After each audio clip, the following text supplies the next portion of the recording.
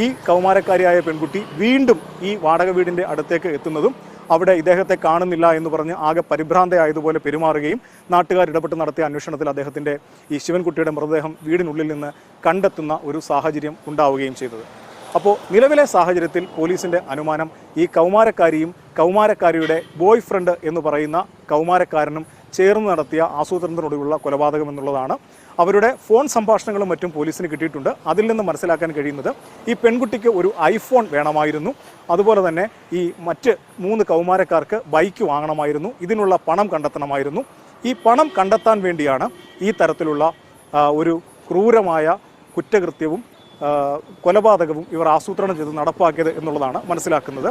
ഇവിടെ നിന്ന് കൊണ്ടുപോയ 4.5 പവൻ സ്വർണ്ണത്തിൽ ഏതാണ്ട് 1.5 ഗ്രാം കൊല്ലത്തെ ഒരു ധനകാര്യ സ്ഥാപനത്തിൽ പണയം വെക്കുകയും 16,500 രൂപ ഇവർ വാങ്ങുകയും ചെയ്തിരുന്നു. അതടക്കം തൊണ്ടിമുതലുകളൊക്കെ പോലീസ് ഇപ്പോൾ കണ്ടെടുത്തിട്ടുണ്ട്.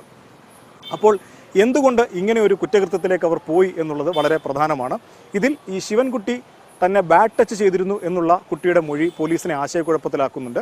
ഈ പെൺകുട്ടി ആദ്യഘട്ടം മുതൽ തന്നെ ഒരുപാട് പരസ്പര വിരുദ്ധമായ കാര്യങ്ങളാണ് പറയുന്നത് എന്നുള്ളത് കൊണ്ട് തന്നെ ഒരു പക്ഷേ ഈ കുറ്റകൃത്യത്തിൽ നിന്ന് രക്ഷപ്പെടാൻ വേണ്ടി ഈ പെൺകുട്ടി പറയുന്ന അല്ലെങ്കിൽ അതിൻ്റെ ആ കുറ്റകൃത്യത്തിൻ്റെ ഗൗരവം കുറച്ച് കളയാൻ വേണ്ടി പറയുന്നൊരു നുണയായിരിക്കാം ഈ ബാഡ് ടച്ച് കഥ എന്നുള്ളതാണ് പോലീസിൻ്റെ ഇതുവരെയുള്ള അനുമാനം.